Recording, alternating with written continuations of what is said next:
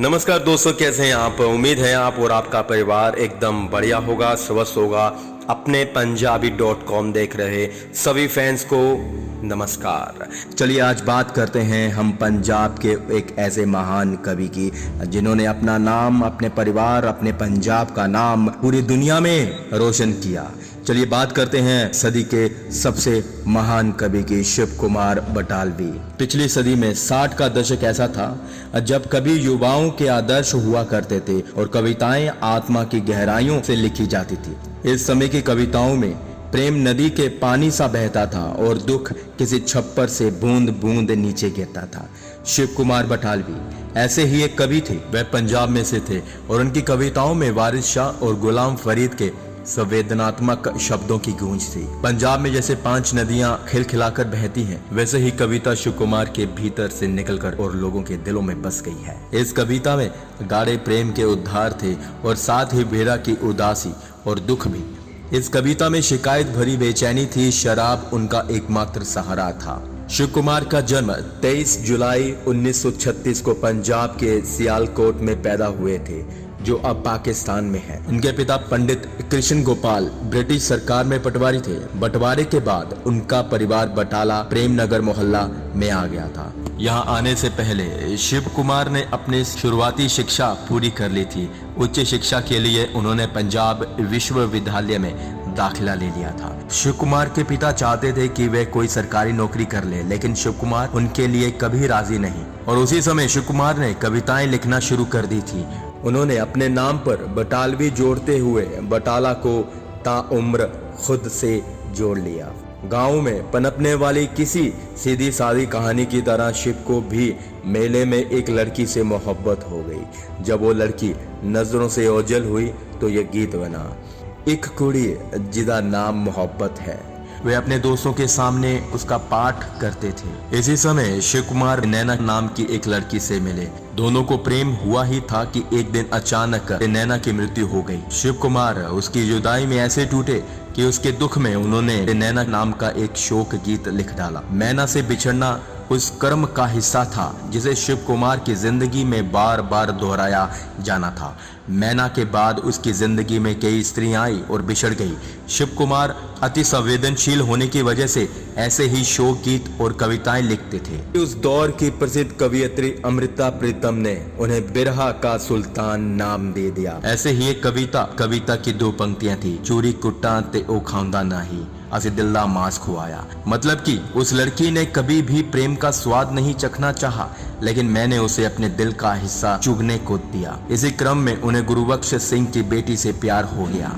एक दिन वह उन्हें छोड़कर अमेरिका चली गई और किसी दूसरे व्यक्ति से शादी कर ली। जब शिव कुमार को पता चला कि उनकी पूर्व प्रेमिका ने एक बच्चे को जन्म दिया है, तब उन्होंने एक शिकरा यार बनाया शीर्षक की एक कविता लिखी।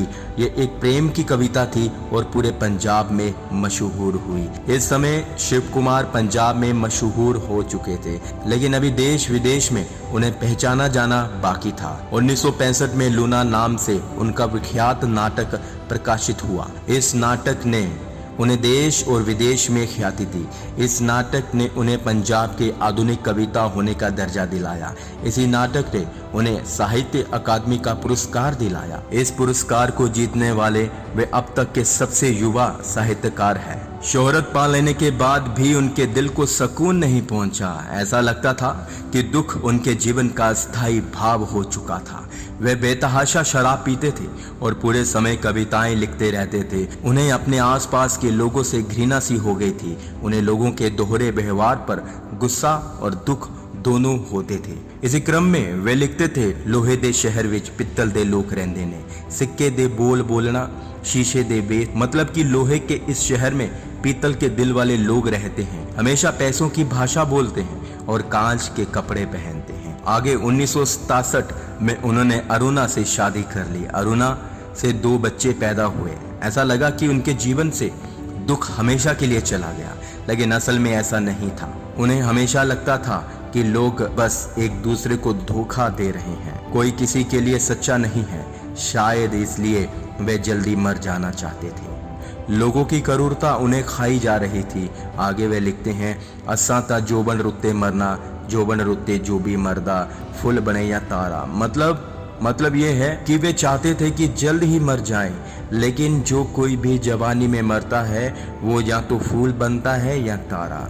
लोगों के दोहरे व्यवहार और नकलीपन की वजह से उन्होंने कवि सम्मेलन में जाना बंद कर दिया। एक मित्र के बार बार आग्रह करने पर वे 1970 में मुंबई के एक कवि सम्मेलन में शामिल हुए।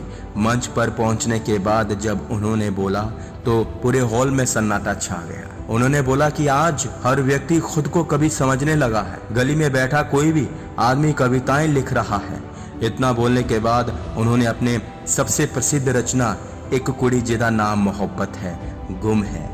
इस पूरे पाठ के दौरान हाल में सन्नाटा बना रहा। सच कहा जाए तो शिव कुमार कभी दुख से बाहर निकल ही नहीं पाए। उन्हें हर समय कुछ ना कुछ काटता ही रहता था। कभी उन्हें अपनी पुरानी प्रेमिकाओं की बेवफाई याद आती रही और कभी लोगों के नकलीपन से वे चिढ़ते रहे। इसी दौरान उन्हें बिरादा सुल्तान कहा जाने लगा, मतलब ऐसा व्यक्ति जिसके जीवन में दुख ही दुख है। 7 मई 1973 के दिन मात्र 36 साल की उम्र में ही मृत्यु को प्राप्त हो गए। ये एक अति संवेदनशील कवि के लिए आदर्श मृत्यु थी। ऐसे कवि ज्यादा दिनों तक जिंदा नहीं रहते। शिव कुमार बटालवी ने एक बार कहा था कि जीवन एक धीमी आत्महत्या है। हम सब धीमी मौत मर रहे हैं और ऐसे मरना एक बुद्धिजीवी के जीवन की अंतिम नियति है।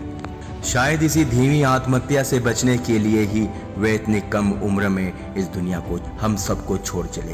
लेकिन आज भी उनकी कविताएं पढ़कर सुनकर देखकर हमें लगता है आज भी हमारे साथ हैं। उनकी कविताओं में जो दर्द है, जो अल्फाज है, मानो कुदरत के घर से आ रही हैं। अगर आपने भी शिव को पढ़ा है, लिखा है, सुना है, जाना है तो हमें कमेंट करके बताइए। शेयर, लाइक, कमेंट, सब्सक्राइब सब कुछ कीजिए, क्योंकि शिव कुमार बटालवी बल्कि बटाला के नहीं पूरे पंजाब को रिप्रेजेंट करते थे। पूरे पंजाब के कवियों को दुनिया के हर कोनों तक उन्होंने कविता की ताकत को पहुंचाया था। सो आज के लिए बस इतना ही। फिर मिलेंगे एक नई पर्सनालिटी के साथ। तब तक लाइक, शेयर, कमेंट करते रहिए अपने पंजाबी.com ऑन YouTube। धन्यवाद।